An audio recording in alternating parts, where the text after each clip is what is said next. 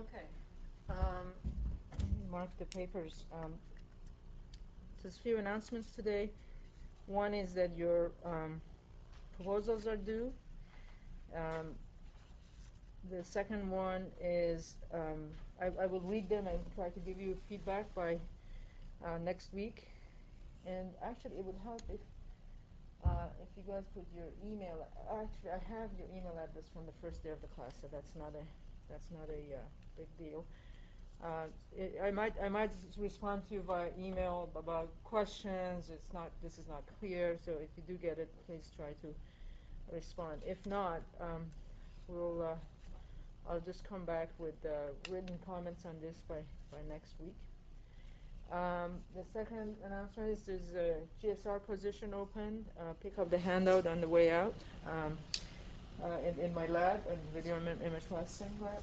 And then the third announcement is that there's a lab homework due next week. I think that's one to the last lab homework. There's one more lab on restoration, and that's about it. And for those of you who might still be unsettled about what you want to do for your term project, come back and see me. Come back and see me for additional suggestions. I know it might be probably too late, but there might be. There could be other topics that I could propose to you that could excite you more. In particular, I had talked about this earlier in the semester, but I forgot to put it in the handout that I gave you. If you're not excited about what you're doing and you want to do something on multi-camera censored network type stuff, come see me. I can propose some papers to read and possible topics on projects to consider in that area. Just so that I think there's nothing to hang this on. Okay, just so that I have an idea, how many people are doing group projects? Okay. And are you two in the same group? Okay. And you had Mary also in your team as well. Okay, so just about everybody else is doing independent projects, is that right? Wow. Okay. And just another quick show of how many people chose topics from the handout I gave, or my suggestions. 1, 2, 3, 4. And just really quickly, let me just go around. David, what did you pick? The content Based retrieval. Okay, excellent. Second, Ah, okay. video coding using autocomplete devices. Okay. And Howard? You are Howard, right? Yeah, I did the content retrieval as the most. Okay. Okay. So in any event, of the four of you who picked from the list that I gave, in case you're not terribly excited by content retrieval and you want to do something on camera networks and sensor networks, stuff like that, come see me at the end of the class. Okay. Any questions or comments before I get started? Great. So what we're going to talk about today is we're going to skip over chapter 4 almost and jump right into chapter 5. There's only one topic in chapter 4 that's interesting is homomorphic homomorphic processing. I'll get to that in the middle of the restoration stuff, not today. But we're going to start looking at restoration.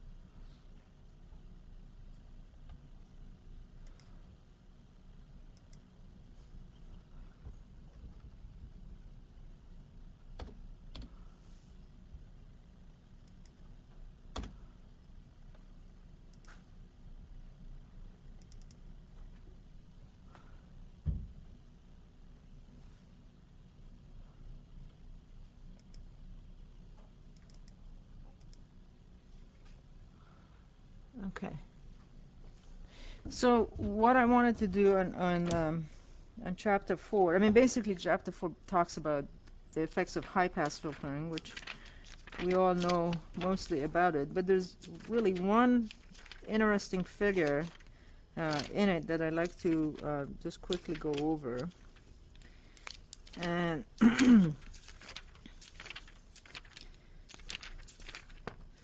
that is figure, find it here. It's quicker to find it here than the other.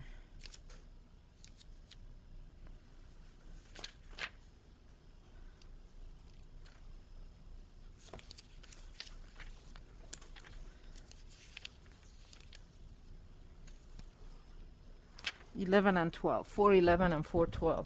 The reason I want to talk about it now, not that it has anything specifically to do with um, enhancement, but when we get to the compression part of the class, uh, knowing this or having seen this is kind of useful and interesting. Um, so this, if you can switch to the, and so I'll just spend 5 minutes on showing this concentration of energy in the Fourier domain type idea, and then launch on image restoration just immediately after that. So what you see on the left is that famous same image that this guy Gonzalez and Woods is using as his test image. And when it's got the A's that get increase in size. It's got these random patches, squares, lines, etc. And then it has the Fourier transform of it in this domain. And this image is 500 pixels by 500 pixels. And Gonzalez, rather than talking about, for example, in his frequency domain, the axis, instead of going from minus pi to pi in both directions like we're normally used to, he kind of, if the image is 500 by 500, he talks about a 500 by 500 pixel frequency domain as well. So if you read you read the caption and don't understand, don't worry about it too much. So he's superimposed a bunch of circles with different radii. 1, 2, 3, 4, 5. The first circle is circle of radius 5, then 15, then 30, then this is 80, and then the last one is 230. So from here, in his world, from here to here is 250. From here to here is 500. The whole line is 500, right? And this is 500 pixels as well. So this is a circle of radius 230. This has got to be 80, and this has got to be 30, and then 15 and 5 you probably can't see. But the point that we want to show is, if you keep those coefficients that are within those circles and throw away everything else, what do you get?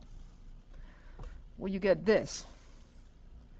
So, and this is working its way backwards. So this is, this is the resulting image. Is if you keep everything inside the circle of radius 230, as you can see, it's almost indistinguishable from the original, and you've only thrown away 0.5% of the energy of the Fourier domain.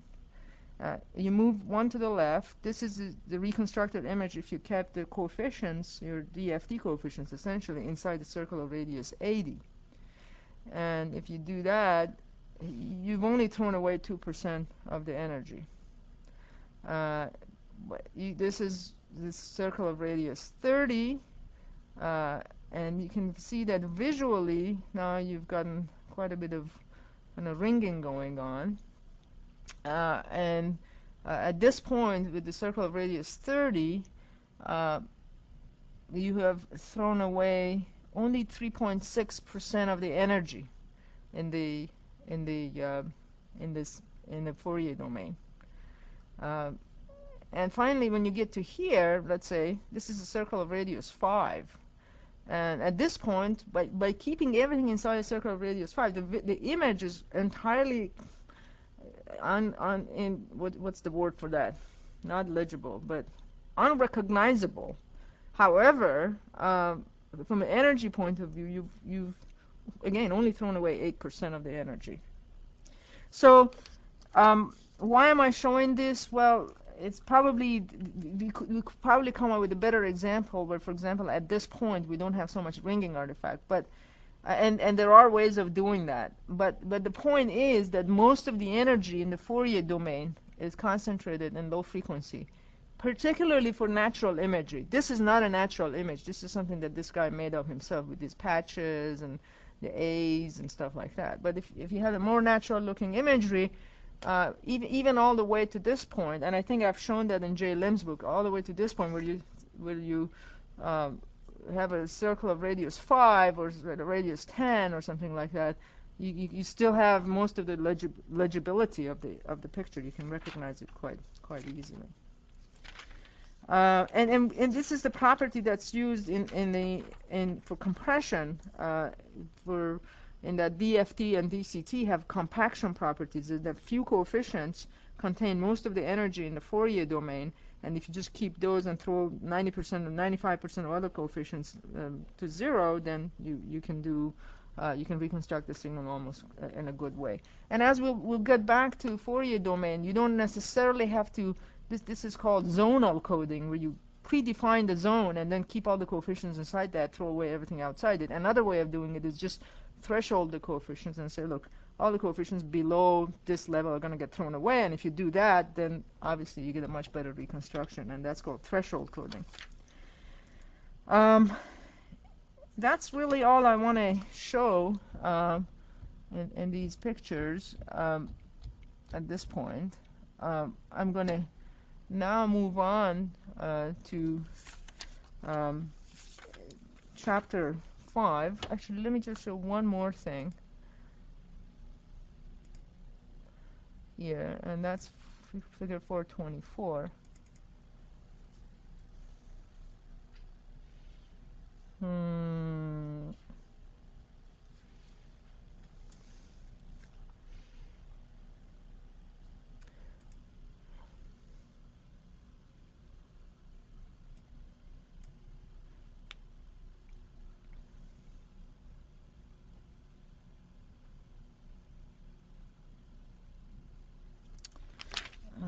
Let's see. Where's figure 424? Here we go. Okay, so suffice it to say that if you start with that same A picture, and if you do high pass filtering, these are kind of the kinds of kind of images and signals that you would get. High pass filtering has the property that because the DC value of the filter at DC is 0, then the resulting image on average have DC value of 0. That means if I add up all the pixels, I'm going to get 0. This is why it's tremendously dark. So in case, I can't remember whether in any of your homeworks you've done any high-pass filtering examples, but in case you haven't, roughly speaking, visually, this is what a high-pass filter looks like. And as you go from here to here, the radius of the high-pass filter keeps increasing. Generally, people use high-pass filtering as a way kind of to sharpen images. And one of the byproducts of high-pass filtering that you should be aware of is ringing artifacts, which should be apparent in A here, but frankly, it's very good in the book. It's not even on my computer screen, and I doubt if it comes back on your television screen. There's a whole lot of ringing in this picture that's visible in the book, but obviously not visible here. So that's one of the drawbacks of high-pass filtering, is that you should be generally aware of. Okay, that's it. We'll move on to restoration and off to chapter 5.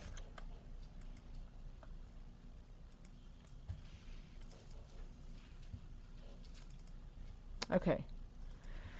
So we'll come back to this screen in just a second, but let me talk about why we do restoration and why it is different from enhancement.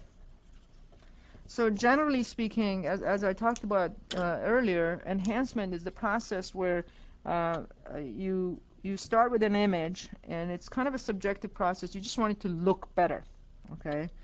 So enhancement is just image should look better, and this look is kind of subjective, okay? Now it is true, as I said, if you're making the image look better so that a computer vision application can do better, then you can come up with quantitative way of improving it.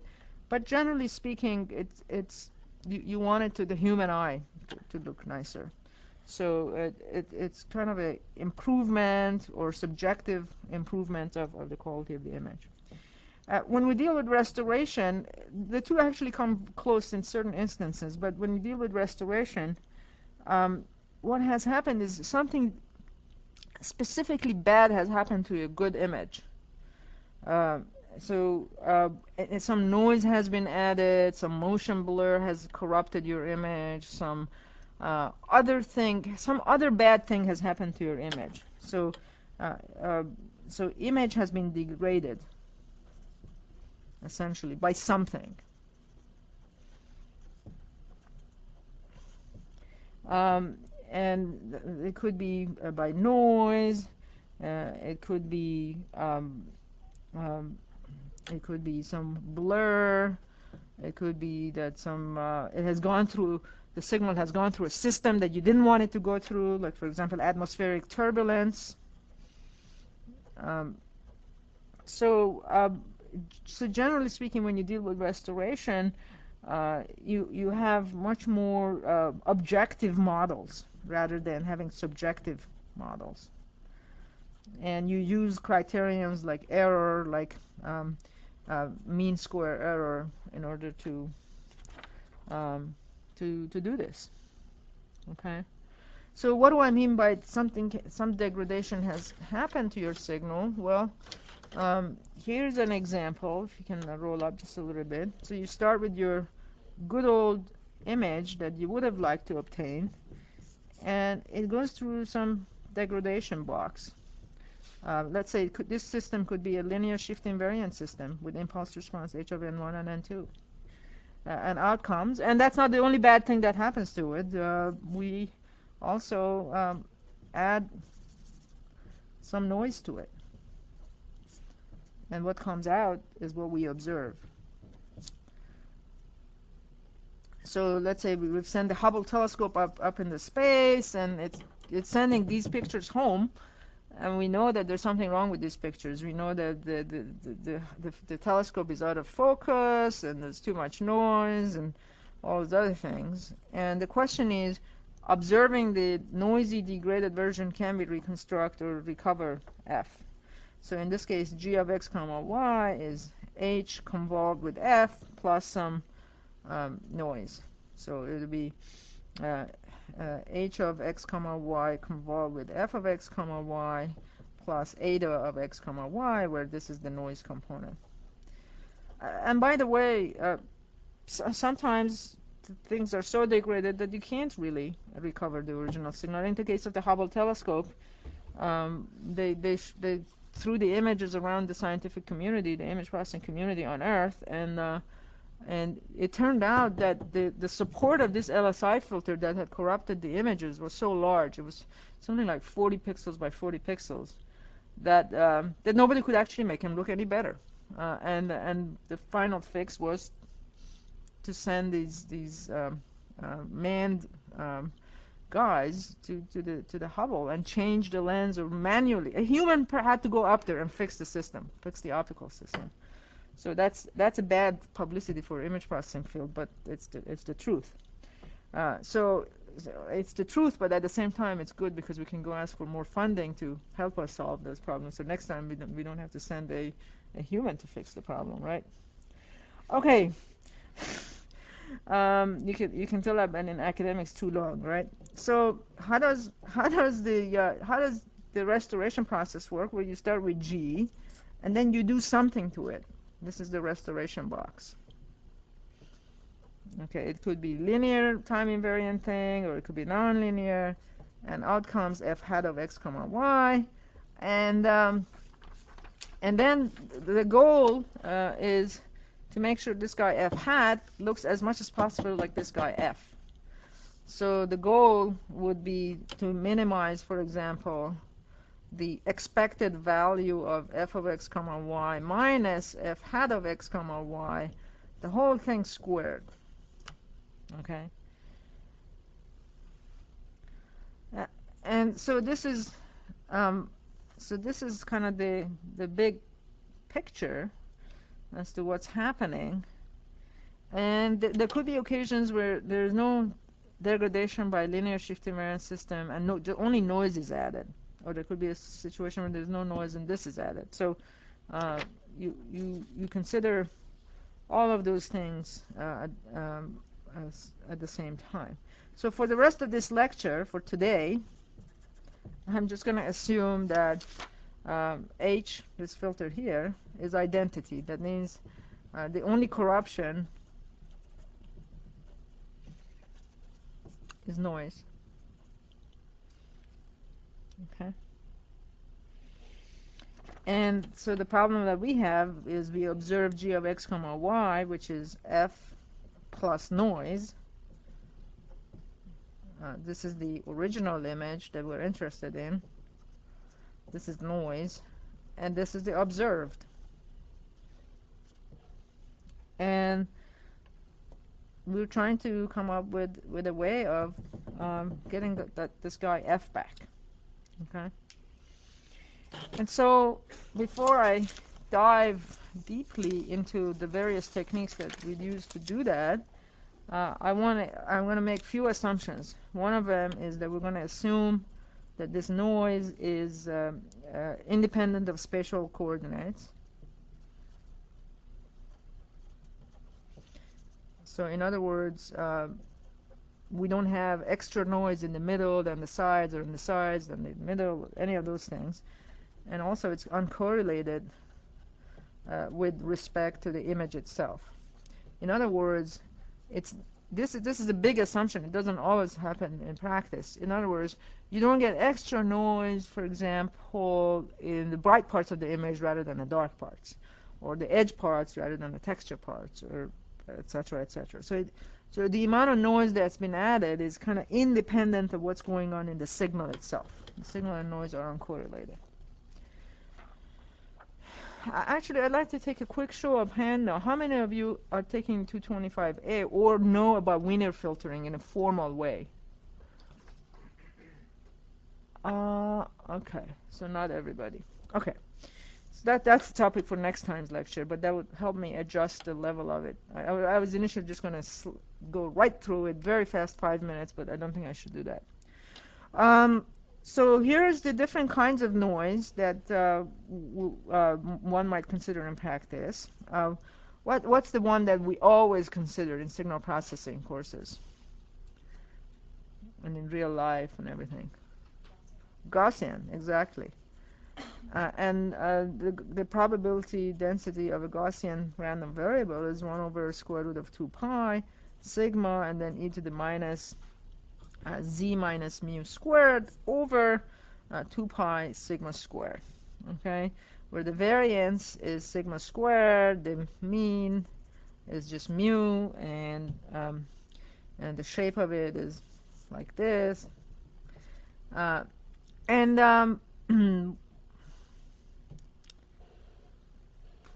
And what can we say about where does Gaussian noise pop up in practice? And why do we use Gaussian all the time? Well, Gaussian noise comes up in, you can model very nicely electronic noise. It can also model noise due to sensor noise, due, for example, to poor illumination.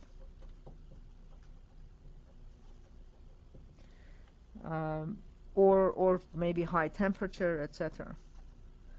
And one of the reasons Gaussian noise is used so frequently is because what? Analytically, it's very easy to handle, right? It has mathematical properties that Suppose that, so many times in situations where you even don't have a clue what your noise is going to be like, you assume Gaussian, so you can analyze the situation so that you can reach a conclusion. Assuming Gaussian, this is the best filter I have to come up with. Because if you assume something more complicated, let's say like Erlang or gamma noise or something like that, the analysis would just get crippled and you can't make any headways. So you can develop some intuition by assuming something that's slightly off or not exactly 100% correct, or maybe it could be correct, maybe not, but we don't know. But we have an answer for it. Okay, so the Gaussian noise is excellent for that kind of analysis. And sum of a bunch of random variables. Sometimes Gaussian is referred to as normal distribution. And the reason normal distribution is important is if you add a bunch of random variables of almost any distribution, the law of large number tells you that it approximates Gaussian. Most notably, this class size is too small, but almost every semester I teach large courses, like 60 and over students. The distribution of the grade is almost all the time Gaussian. It is. It just happens. The heights, you add up the heights of the people, and large number of, you add up people's weights, all of those things. The Gaussian occurs in practice a lot. Except that, in real life, Gaussian mathematically has a tail that goes on all the way from minus infinity to plus infinity, but like adding up average people's heights and weights, it really doesn't go to infinity. Like maybe the fattest person on earth is, 1,000 pounds or something. But it's not infinity. No, 300, 400, I can, 600. Is that right? Thousands of way up. All right. But it's not, the point is it's not infinity, right? It doesn't really go all the way. And the same thing with heights, 7 foot, 8 foot, and that's about it. Don't get that. And just so that, when you talk about Gaussian, you talk about what percentage of the population is 1 sigma away. Like you go talk to your doctor about your kid's height and weight. He says, your kid is in, I don't know, X percentile height-wise and Y percentile. So if the distribution is Gaussian, then 70% of the values are within, it's called 1 sigma. And what sigma is the standard deviation. So that means it's between the range mu minus sigma to mu plus sigma. And you can say 95% is within 2 sigma. Okay. And so the casual saying is, if you want to say somebody is really smart, you say, oh, this guy is 6 sigma away from the mean.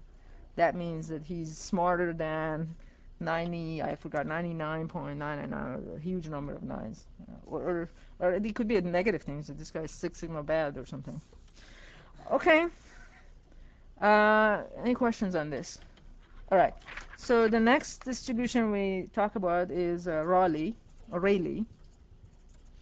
and not the bicycle, the distribution. And the mathematical expression for that is z over b times z minus a e to the minus z minus a squared over b. This is for z larger than a, and it's 0 for z smaller than a. So the mean for this mu is a plus square root of b pi over 4, and the variance is b times 4 minus pi over 4.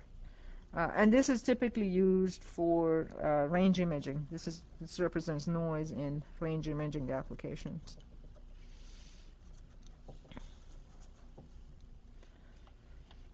The next distribution, for the rest of this course, we won't do much beyond using Gaussian and uniform, but I just wanted to throw these at you and show it to you, just for the sake of completeness anyway. If you can roll up so people can see the top half of that. Great. So the next distribution is Erlang, or gamma noise. And in this case, P of z is a to the b, z to the b minus 1, e to the minus a z over b minus 1 factorial for z larger than 0. And 0 for z smaller than 0. And this is sometimes it's referred to as gamma noise, sometimes as Erlang, and it's used, it models the noise in laser imaging. Okay. The mean for it is b over a, and the variance is b over a squared. And the fourth one is exponential, which is a special case of um, gamma, or Erlang. And here p of z is a times e to the minus a z, z larger than 0. And when you take probability, what's one distribution that's exponential? What's a famous process in probability? Poisson, that's right. And what is it in Poisson process that has an exponential distribution? Exactly, inner arrival time between the packets. Okay, so that's the thing that's exponential. And what field uses this Poisson process a lot? To model things, to draw conclusions, etc. Networking. For the longest time, people in the networking community used to think that the inner arrival times between the packets and the internet are Poisson. And then finally, I forgot, it was 1992, and the name of the guy escapes my mind. Some guy at Bell Labs, and his name starts with E-L, L something, not El Gawi. Can't remember his name. Anyway, the guys at Bell Labs came up with this idea is that they actually, I mean, here's the one place that could have done it. Why? Because Bell Labs was tied to the telephone company, and they could do a lot of measurement-based stuff. So they put probes, and they analyzed, I don't know, a month's worth of data coming in and out of AT&T's networks at some location. And they plotted it, and they examined it, and they found out that absolutely positively the Poisson assumption was wrong. And that, in fact, the traffic has a lot of what's called long tail, as well as self-similarity patterns in it. It has a fractal type behavior. So right around 92, oh God, I have to remember the guy's name. He became very famous as a result of this piece of work. And of course, as we speak now, Bell Labs doesn't exist anymore, right? It got split into Lucent versus the AT&T, and AT&T just got merged with SBC. And I'm sure that guy is not a researcher at AT&T anymore. But that's a different point. In any event, so this gets used a lot in networking, as well as in laser imaging applications as well. And finally, I mean, for our class is not on networking, it's on image processing, but the noise in laser imaging can be modeled as exponential. And finally, the last one I want to talk about is uniform. That doesn't happen too often in practice. P of z is 1 over b minus a for z between b and a, and it's 0 otherwise. And in this case, the mean is a plus b over 2, and the variance is b minus a squared over 12. Okay? Not many noises in nature perform in a uniform way, but if you wanted to write software and you wanted to generate random number generators, you use uniform distribution a lot. Also analytically, it's very simple to keep track of, just like Gaussian is. I would still think Gaussian has nicer properties because if you have a Gaussian random process, you can show that the power spectrum of it is also Gaussian, and it's got nice. The Fourier transform of the Gaussian is also a Gaussian. So Gaussian is fantastic from an analytical handling kind of point of view. And the last kind of noise that is important in image processing, and I probably shouldn't have put it last, is impulse noise. Or sometimes they call it salt and pepper noise. Okay? This happens when there's like a quick transient, okay, such as faulty switching or something like that in the image acquisition process. And the probability of z, the random variable z, is p sub a if z is equal to a, p sub b, b. This is p sub b if z is equal to b, and it's 0 otherwise. Okay. So if, for example, if b is larger than a, then the b guys will show up as dots as light dots. Light dots.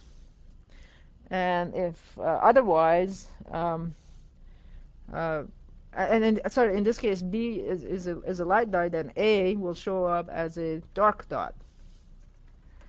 And I'll show you examples of this in just 1 second. Okay.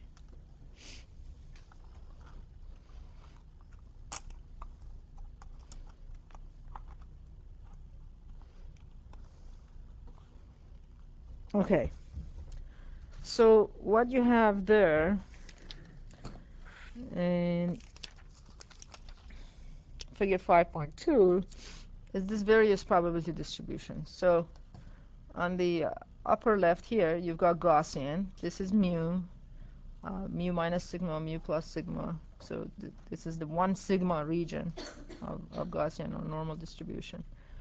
And it used to be that if you bought CRC books, the whole back of it was basically telling you if you're x sigma away, what's the area under the curve. So this used to be get quantized and published in CRC books. And I bet you can now find the same things on the internet. This is Raleigh. So it's 0 all the way to A, and then it kind of dies down like this. This is gamma, or Erlang. This is exponential. Actually, one other distribution, now that I think about it, that we didn't talk about but gets used a lot in image compression is what? The DC coefficients of DCT doesn't have a Gaussian distribution. It has a Laplacian distribution. So I'll talk about it when we get to image compression. This is a uniform distribution. So it's between A and B, 1 over B minus A. So the area under it is 1. And this is the impulse, or salt and pepper. So in this case, A is smaller than B. So with probability P sub A, we got A. With probability P sub B, we've got B. And so if for example, P sub A is equal to 0, you end up having or P sub B is equal to 0, then it's called unipolar. But the case where P sub A and P sub B are not equal to 0, this is called bipolar. But that's minor detail. The truth is, if P sub A and P sub B are non-zero and they're roughly the same magnitude, you end up getting what's called salt and pepper looking images. So here's a picture of a circle instead of a square instead of another square, and we add different kinds of noises to it, and this is shown here. And now, again, Gonzalez is a big fan of histograms, so he's plotting, after he adds noises of various levels, he plots the histogram of the resulting image. So the reason he has dark black, gray, and slightly lighter is because he wants to have a trimodal histogram. The bump here corresponds to the black. The bump in the middle corresponds to this square that's grayish here. And the third bump corresponds to this circle. So then he adds a Gaussian noise, and so synthetically to this image, and then he plots the histogram as you would expect. You see that you get 3 bumps, and the shape of these bumps are Gaussian. Then he does the same thing with Raleigh, and you can see that if you go back to the distribution of Raleigh, kind of starts here, goes up, and then has a long tail to the right. And you can see the same thing here. And that's not surprising, right? Gamma, more or less the same thing. Exponential, looks pretty exponential. Uniform, so now you have the 3 bumps, but each one has looks flat on top. And then finally the salt and pepper noise. And salt and pepper noise, I have to bring it to your attention. Actually, it's not even on my screen, so it's definitely not on your screen. There's a bump here. There's a bump here. And then there's a large, long, thin line here, white line. And there's another long, thin line noticeable here. If you're looking at your book and figure 5.4D, or the last, no, sorry, L, you can see this white thing here and this. And then what are those? This is the pepper noise, and this is the salt noise. Okay. It's salt noise means, this is the salt and pepper picture. So salt means you have white dots, these white guys, okay, that are appearing here. And yeah. and the pepper noise is the black dots here. So the question becomes what are the techniques we can use to remove this kind of noise. And of course it's different if your noise is, you have to use a different technique if your signal, if your noise is Gaussian than it is salt and pepper. As we'll see in just a second, low pass filtering does well for Gaussian type signals, Gaussian type noises, whereas for salt and pepper noises we have to use other techniques like what? Anyone? I think we talked about that a little bit last time, previous time. Exactly. Nonlinear operators like median, min, max, that kind of a thing. And that's what today's lecture is all about. Now, before I dive into the various filters we can use to get rid of these kinds of noises, I'd like to just briefly talk about a situation when you have a periodic noise. So here's a picture, I think, of the image that was corrupted by sinusoidal noise. And the easiest way, if you have this periodic kind of noise, then the chances are you're going to get spikes in the frequency domain. So, for example, this is conjugate symmetric portion of that. This is the same as that. This and this are paired up, and this are paired up. So if you look at the frequency domain and then remove those, you can easily remove the screening artifact that's visible.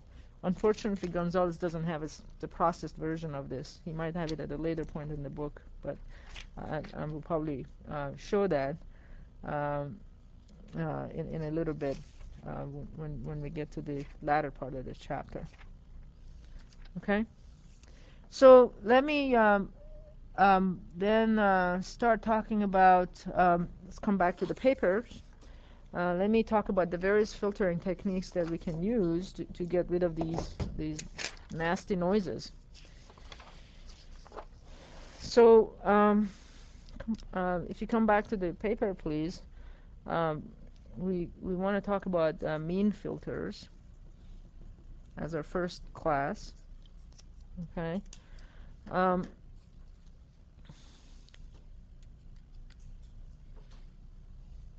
So the first thing that we want to consider is arithmetic mean, where we look at the local neighborhood around each pixel to do the computation that's needed to replace the value of that pixel. Not the window doesn't, you don't look at a window and then replace that window with a new window, but rather you look at the window around the pixel just to remove just to change or process the center of the window. So our window is the same notation as before, s of x comma y. It's m by n, and this is our window. And our processing scheme is to say for mean filter is f hat of x and y is just 1 over mn summed over all the pixels of the corrupted signal g of st, where s and t are members of s of xy. So you look at all the pixels inside the window, you add them up together, average them, and that's the answer. It's just plain old low-pass filtering. Okay. And then the second filter we deal with is geometric mean. In this case, f hat of x comma y is just the geometric means of the pixels within a window. Is the product of all the g of s comma t's for all the s and t's that are in the window, that are member of sxy. It's a lot of words for something very simple. Okay. And then the third kind of thing that we will consider is counter harmonic. Actually, let me start with harmonic and then show counter harmonic. So then we have the harmonic mean filter, which is given by f hat of x comma y. The processed version is mn over the summation of s and t again in sxy of 1 over g of s comma t. And then finally the counter harmonic,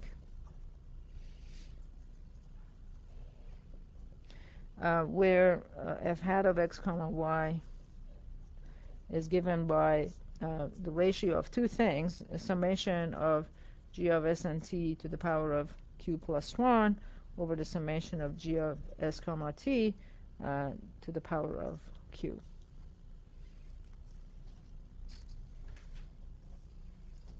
And this is again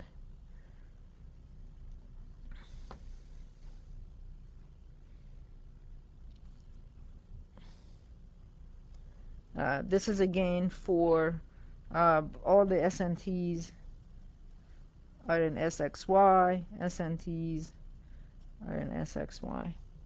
So to note here is that if Q is larger than 0, then this counterharmonic guy removes pepper noise.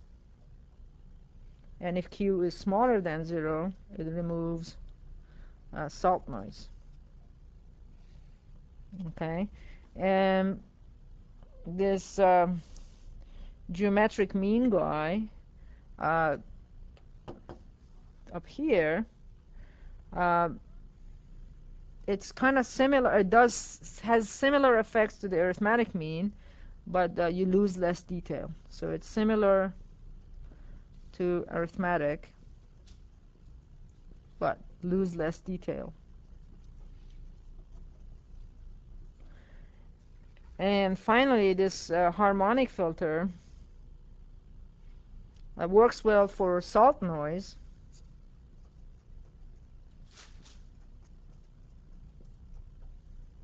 but fails for pepper. And you can see why, because it's a special case of this contraharmonic filter, right? It's the case where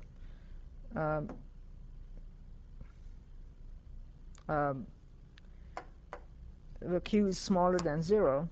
These two things become related to each other, and so that's where the characteristic comes from. So in order to show these things in action, let me switch back to the monitor and look at figure 5.7, 5.8, and 5.9. So what you have there on the upper left is an original X-ray image of, I believe it's a printed circuit board of some kind. Okay, that's up here.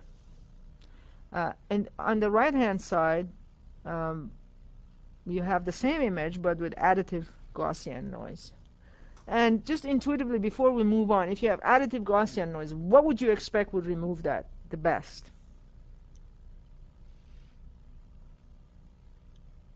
Some sort of low-pass filtering, right? So needless to say, you apply a 3x3 averaging kind of filter, arithmetic mean, to this signal, and you get this signal down here. And again, I don't know how many of you have your books, but it doesn't even show up on my screen, so I'm pretty sure it doesn't show on the TV screen. By the time you apply the 3x3, you remove some of the noise, right? But what else have you done? You've also blurred your image a little bit, right? And this is kind of applying the geometric mean filter. Again, it does a fairly good job of removing the noise. In particular, if you are looking at your book, you can see that a lot of the noise in the constant intensity regions, like here, have been removed by the time you hear. But this has a little bit more detail than the arithmetic mean. So geometric mean filter is slightly better in terms of not losing the sharpness of the original image. Now let's move on and let's add salt and pepper noise. So this was this is the original. This is with additive Gaussian noise, and this is salt and pepper noise. And there's a lot of it that has been added, right?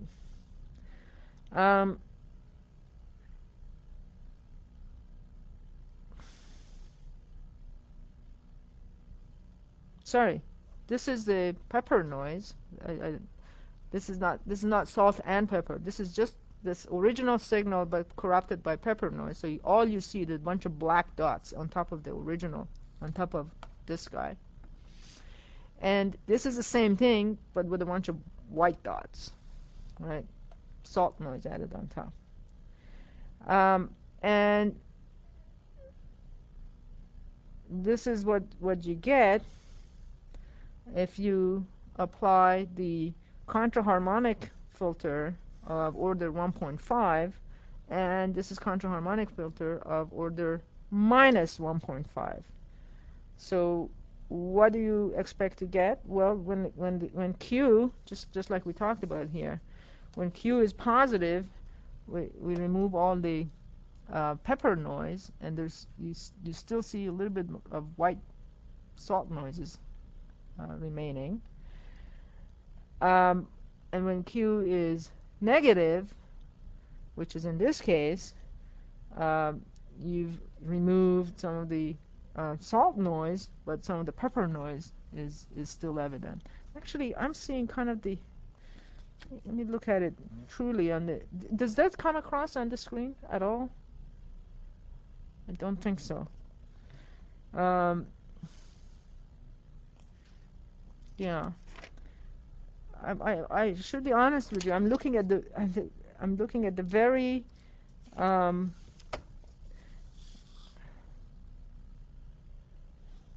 looking at the very pictures in the book itself. And for example, in part D, where it's supposed to have removed the salt noise and left some pepper noise, I don't quite see that as dramatically. Well, yeah, I don't quite see that as dramatically as I should. It doesn't really matter, because most of the time when you, the bottom line is that this contraharmonic filter is not a very good thing to use, because first of all, if you have both salt and pepper noise, it can't handle both of them at the same time. And as you'll see in just 5 minutes, oh,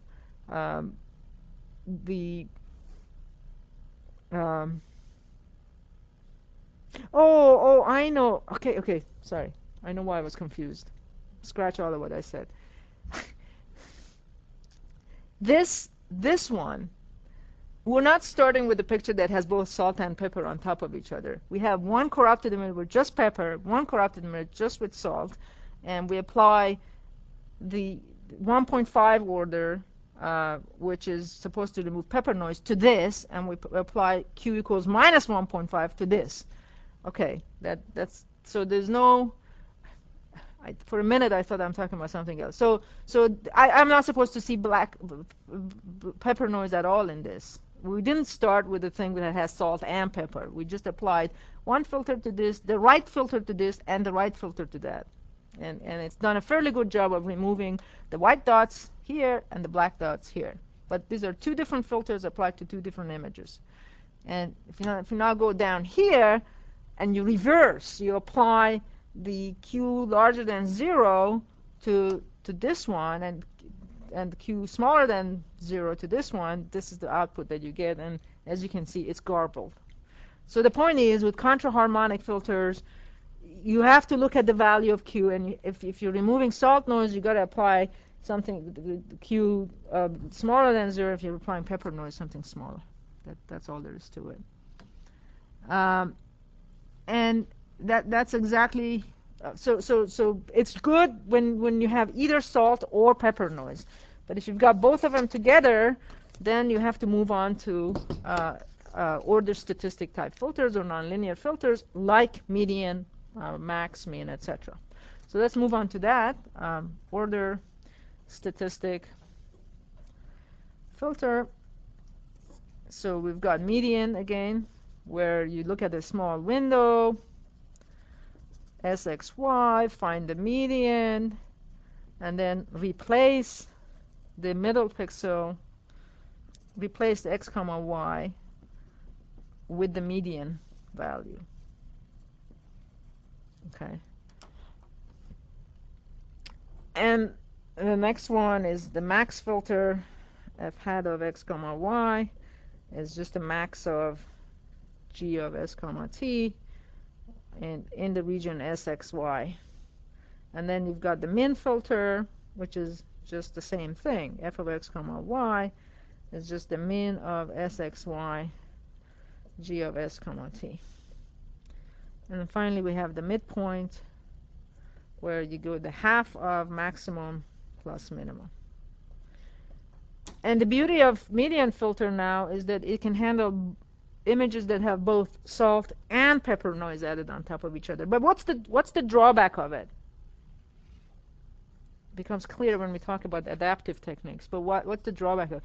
What if in the window that you're looking, there's so much salt and pepper noise that by accident the median is one of the salt and pepper noise values? Then you're kind of in trouble. But for the most part, median filter does a fairly good job. So here is an image. Now we're on track. Here's an image that's been corrupted with both. Switch back to the computer.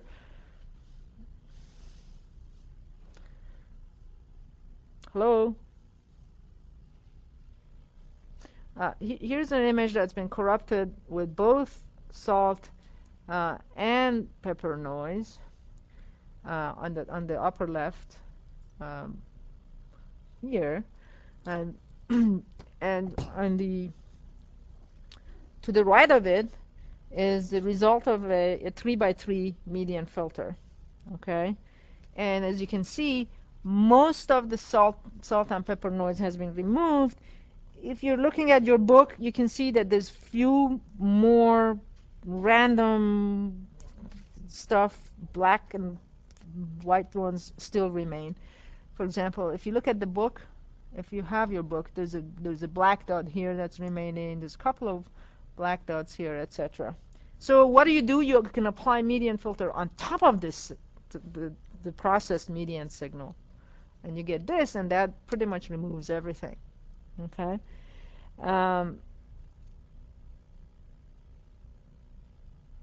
And then if you apply median filter again on top of this, you get this signal. And actually there's a theorem that Coyle at Purdue came up with many years ago, I would say in the mid-'80s. And it goes like this. Under certain conditions, if you keep applying the median filter on top of a signal over and over again, after a while it converges to a signal and it won't change anymore. And they call that signal the root signal. Okay? So for median filtering, it's advantageous many times to keep applying it kind of over and over. And as you can see, one of the good things about median filtering is that it doesn't blur out your signal. And why is that good? Well, images have edges, and having sharp images is always useful. So it's important to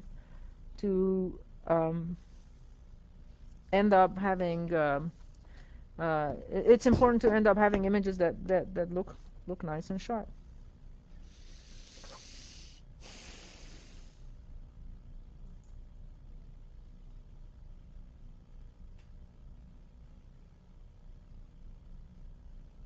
So now let's move on and talk about max and min filter. So this is the same corrupted signal here, where we apply the on the left, where we apply the max filter. Okay, and what do you expect the max filter would do?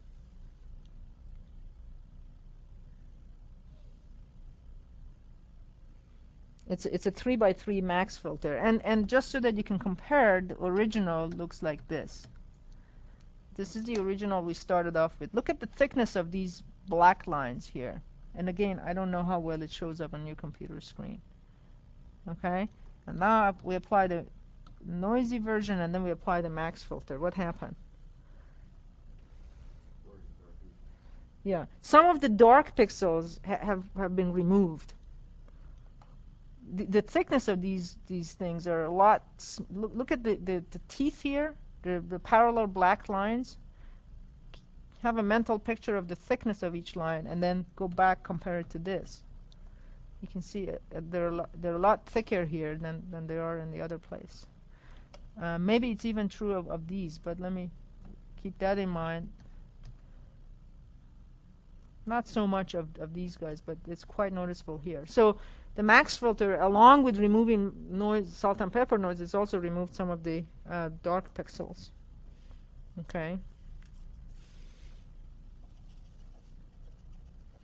So also removes some dark pixels. And the min filter accidentally also removes some white pixels. So if I go back to the computer monitor to the right, you can see that the white dots that were surrounding here, you see these dots here, these white dots here, they're all gone when you apply the min filter here. And why? I mean, does that make sense? Yeah, because when you apply the min filter, you're looking at the window, you're always picking the minimum. So when you pick the minimum, yeah, sure, you get rid of all the white pixels because whites are not have large intensity values. So everything you do, it's almost like taking drugs. You take a drug, it fixes something, but it always messes up something else. The same thing with these filters. You want to come up with a filter that removes the noise but doesn't attach the signal. You know, the drug for cancer. Attack the tumor but leave all the healthy cells kind of intact. Okay. And the last filter I want to talk about is, and show some pictures, is alpha trimmed mean filter. Okay, and it's kind of a complicated filter, but what it does is it allows us to both remove, depending upon how you pick the parameters in it. It allows us both to remove in one shot Gaussian noises as well as salt and pepper noise. So let me write down the expression for that, if you can come back on paper. So we're talking about alpha trimmed mean filter. Okay, so in this case, f hat of x comma y is 1 over mn minus d, and remember our x, the window size was m by n, times mn minus d, times the summation over all the pixels s and t that are in the window of not g of x comma y, but g sub r. So there's I'd like to emphasize that r, if I can open this set of, here we go. So there's an r here, okay. And what is it? What do we mean by g sub r of s and t? It's all the pixels in g of s and t excluding d over 2 brightest gray levels and d over 2 darkest gray levels. So you kind of look at your window. Let's say d is equal to 2. So d over 2 is 1. You look at your window and you say, okay, these are all the gray levels that I have in my window. Let's say this is my window. In this case, it's 4 by 4. And it's got 5, 4, 3, 2, 1, etc., etc. You write down the gray levels from the smallest to the largest, kind of like you do with median. When you do median, you're kind of trying to find the intensity value for which half the pixels are below, half the pixels are above. Here, you're removing kind of the outliers. You're removing d over 2 brightest pixels and d over 2 darkest pixels, and then you do the averaging. So you can see why it's good for both getting rid of Gaussian noise and it kind of does median filtering.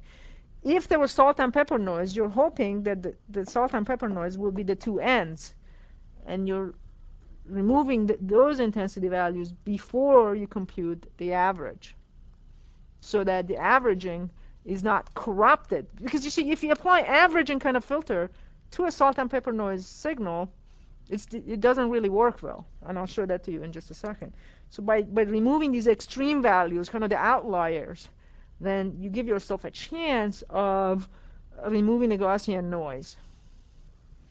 Because now you're averaging all the other pixels that had the Gaussian noise, but in the process of doing that computation, you've removed the salt pepper values from your local window.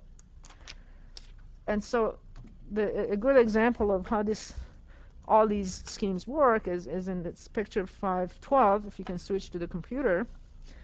So what we have is the original image that is been corrupted by additive uniform noise.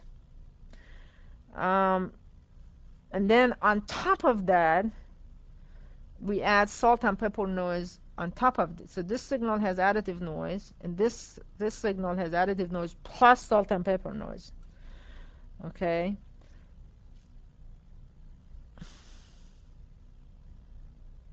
And then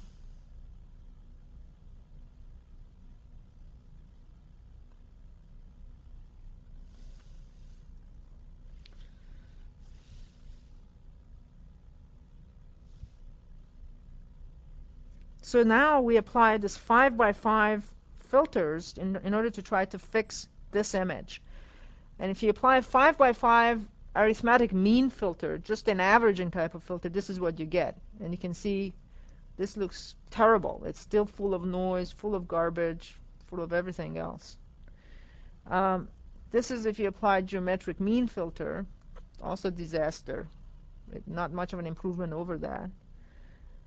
This is if you apply median filter. The median filter has done a fairly good job of removing the salt and pepper noise, but the uniform additive noise, it's still there. And this is what happens if you apply the alpha trimmed. And actually, I don't expect you will see much difference on the television screen there. But in the book, if you look at 512 between E and F, for those of you who have the book with you, you can see the difference between them. Actually, let me try a little experiment. Can you focus? Can you focus on these two pictures? Down, down, down, down. As much as you possibly can. Okay. Yeah, I don't think it... Let me come all over here to experience what you're... I don't think you see any difference between these two. I don't think it comes out on the screen. Does it? No, I don't think so. But if you look at your... if you have the book in front of you, and I encourage you to do that. Actually, I switched to... One of the main reasons I switched to Gonzalez and Woods, by the way, was because they had the pictures electronically online. But little did I realize that there's no LCD projector in this room. And we're still going through the projection system on the TV, which kind of distorts or low-pass filters a lot of... It just blurs out a lot of the things that's going on the screen. Actually, it's almost as good as the print. I think he's done a fairly good job of that. Trying to think. Yeah. I mean, I could turn that screen around, but I don't think people like all the way in the back of the class could see that. You know, the other thing I could do is I could investigate just bringing my own portable LCD projector to the class. But I don't think that's terribly easy. Let me investigate that a little bit. It's almost a moot point. I mean, I switched from LIM to this because I got the pictures now electronically, and I thought now people can actually see the difference, and we're kind of back to square one. But anyway, the point here is that coming back to these things is that the arithmetic mean, the geometric mean, they're not going to do very well because you've got salt and pepper noise. The median filter gets to the salt and pepper noise. The alpha trimmed mean filter does slightly better in terms of median filter, in that it's kind of removed both the salt and pepper noise, and it's addressed a little bit of the additive uniform noise. Okay. Okay. Um, Let me wrap up today's lecture by talking about one last topic in the next 5 minutes, and that has to do with adaptive local noise reduction. Okay.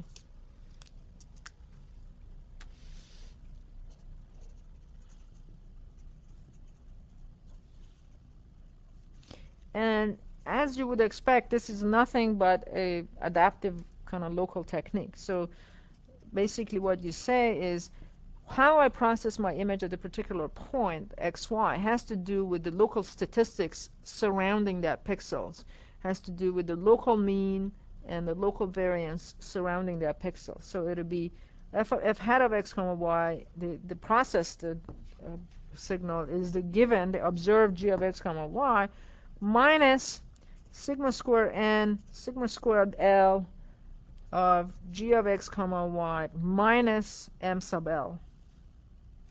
And m sub L is the local mean,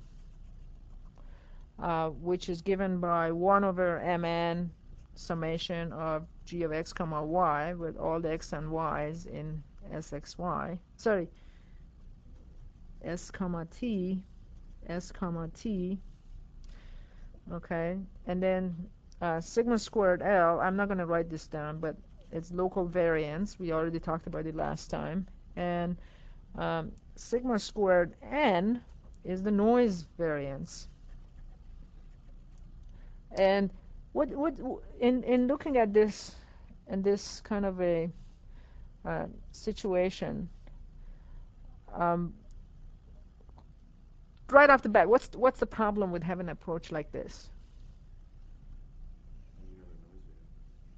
That's correct. How do you know the noise? And in particular, if the noise variance varies across your image, there's more noise in this here than it's there, etc.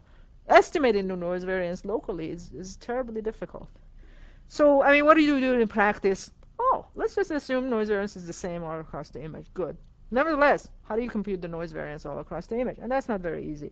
So, first let me convince you that this thing, roughly speaking, even if let's forget about the problem of not knowing the noise variance. For me, let's just convince you this is a good approach to begin with, and then we address the problem of how do you compute noise variance. So why would this approach work? Well, if sigma squared n is much smaller than sigma squared L, that means the amount of noise in a region is much smaller than the variance, right? Then ideally, what would you like to get? Well, if the noise is small, and sigma squared L is the variance of the signal, that means there's a lot of activity going on, edges and textures and stuff like that. You don't want to touch the signal. There's no noise. You want to pass the signal right through. So in that case, this thing becomes close to 0, and f hat becomes approximately equal to g. So good. That's desirable. What if sigma square n is much larger than sigma square L?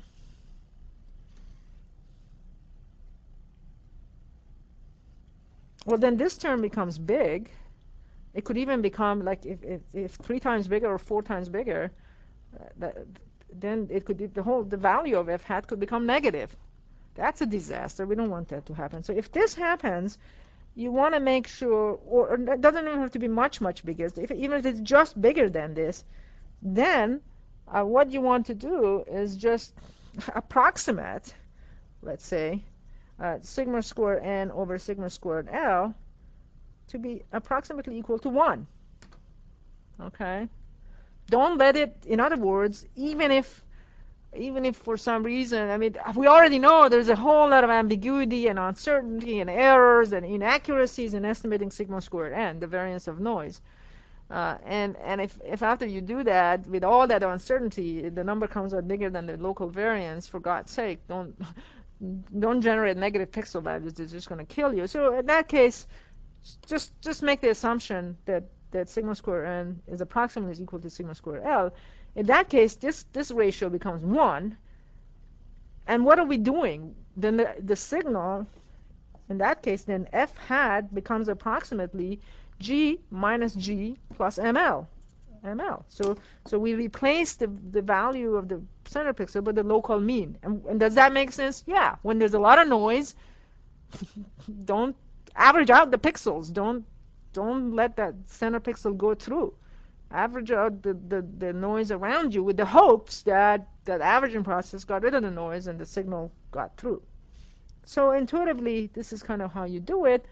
And you look at one possible way to estimate your sigma square n if you've got an image is, for example, go to a piece of the image visually where the intensity is flat, and measure the noise, measure the variance there, and that gives you an idea what the sigma square n is. So you have to be kind of creative as to how you estimate the noise variance. So what you see here is the result of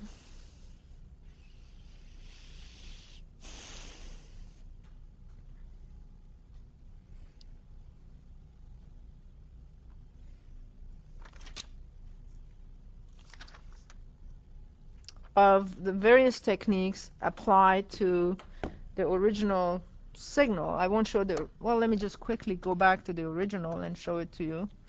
This is the original. Just refresh kind of your mind with it. And here's what you get if you add additive Gaussian noise, zero mean variance 1,000. Here's what you get if you do just arithmetic mean filtering. Just average out 7 by 7 pixels. Terribly blurred. This is what you get if you do geometric mean, a little bit less blurred, but still quite noisy, and these lines have become very, very thick. And this is what you get if you do adaptive noise reduction, where you're computing locally what's happening in your neighborhood, and you either if sigma squared n is smaller than L, then you compute using this equation we have. If sigma squared n is larger than L, sigma squared L, you just approximate it to be equal to 1. And if you come back here to the picture, you can see that this signal is quite a bit better. So the thing I want you to walk away from is, if you've got Gaussian noise, you got to do linear filtering of some kind, adaptive, this, that, and the other. You've got salt and pepper noise, you got to do either median filtering, or the next technique I'll talk about that on Wednesday of next week, which is this adaptive median filter, which can handle situations where you have both Gaussian noise and salt and pepper noise. So I'll see you all on Wednesday, and if you guys can remember to bring your book, that would be great, because this system is really not working. I see the images fantastic on the screen here, and I'm pretty sure you don't see anything down there. And don't forget to pick out your graded homework, as well as the other handout.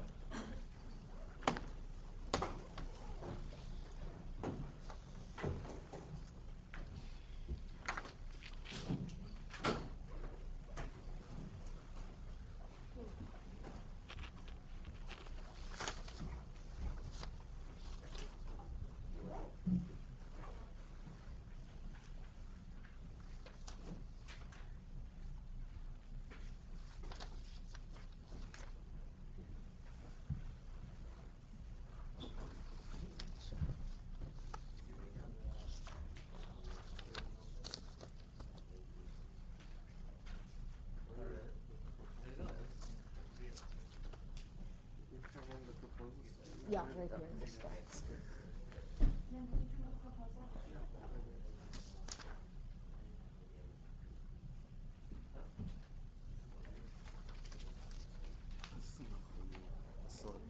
Oh, you thought it's due to, yeah, I was wondering who's, so how long did it take you to do it? More than 10 hours.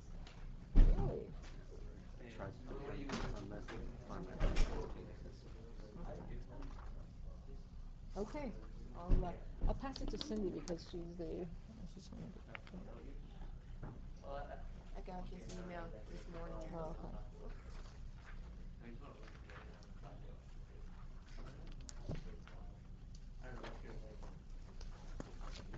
Okay. Take this.